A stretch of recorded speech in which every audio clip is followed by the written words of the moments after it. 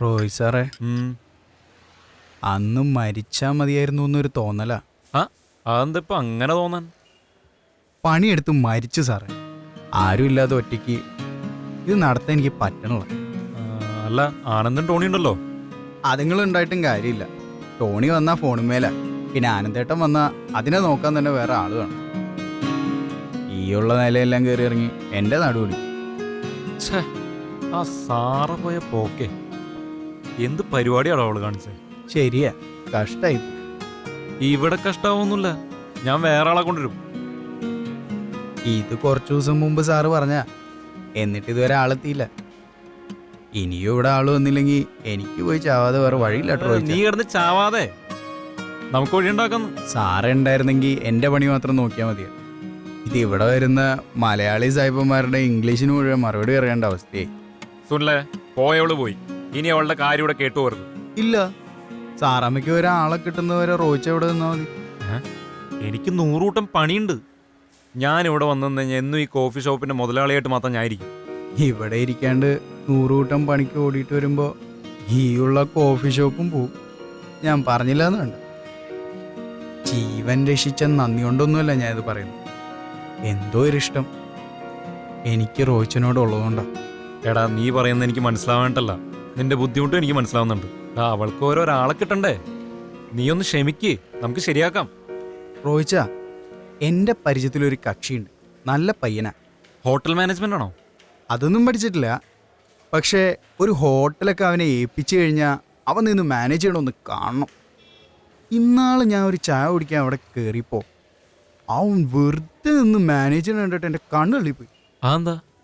അമ്മാരി ഉള്ള മാനേജ്മെന്റ് അല്ലേ. എന്നാ അവനോട് വരാൻ പറ. അവൻ വരും. ഞാൻ വിളിച്ച ഓട്ടോ വിളിച്ചിട്ടാണെങ്കിലും പറന്നു വരും. എന്നാ അവനെ നോക്കാം. ഒറ്റ കുഴപ്പമുള്ളൂ, പണി കുറവാണെങ്കിൽ അവൻ നിൽക്കൂല. അവന് ചെയ്യാനുള്ള പണി ഉണ്ടെങ്കിൽ അവൻ നിൽക്കും. അത് കുഴപ്പമില്ല, അവന് നല്ല പണി നമുക്ക് കൊടുക്കാം. അതവസാനം എനിക്ക് പണിയാവോ?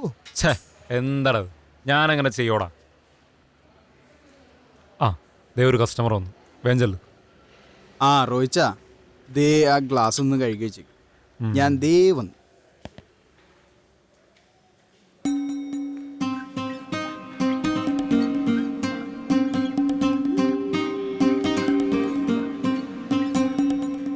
കർത്താവേ, വേഗം ഒരാളെ നോക്കിയില്ലെങ്കിൽ ഇവിടെ ചായ അടിക്കാൻ ഞാൻ തന്നെ കയറി കണ്ടുവരൂ.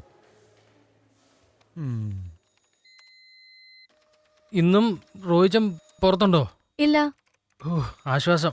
എന്താ ദിവേട്ടാ? അല്ല, ഈ പ്രഷറിന്റെ പ്രോബ്ലം ഉണ്ടേ, അതുകൊണ്ടാ.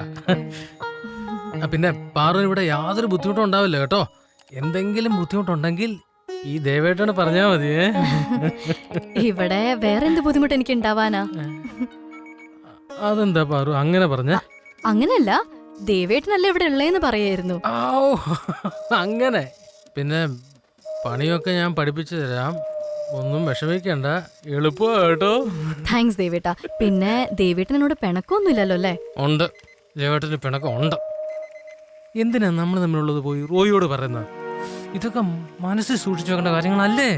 അയ്യോ സോറി ദേവേട്ടാ, ഞാനത് പുറത്ത് പറയേണ്ട കാര്യാന്ന് വിചാരിച്ച് പറഞ്ഞു പോയതല്ലേ. ഇനി ആവർത്തിക്കില്ല. സാരമില്ല, കൊച്ചു പ്രായമല്ലേ. ഇതൊക്കെ ആളുകളോട് പറയുന്നതും ചിരിക്കുന്നതും ഒക്കെ ഒരു രസമാ, എനിക്കറിയാം. അതല്ല ദേവേട്ടാ, നമുക്ക് സബ്ജക്റ്റിലേക്ക് കിടക്കാം. എല്ലാം വേഗം മനസ്സിലാക്കുകയാണെങ്കിൽ എനിക്ക് നാളെ തന്നെ ജോയിൻ ചെയ്യാലോ. അതെല്ലാം ദേവേട്ടൻ വിശദമായിട്ട് പറഞ്ഞു തരാം. പിന്നെ സംശയങ്ങളുണ്ടാവും, എല്ലാം ക്ലിയർ ചെയ്ത് അങ്ങ് പോകണം കേട്ടോ വാറുകുട്ടാ. ശരി. പണമുള്ളവന്റെയും അത് വെച്ച് അഹങ്കാരം കാണിക്കുന്നവന്റെയും വായ്പാ പദ്ധതിയാണ് ക്രെഡിറ്റ് കാർഡ്സ്. തുടക്കം കലക്കി ദേവേട്ടാ, എനിക്ക് ഇഷ്ടപ്പെട്ടു. എന്നെയാണോ?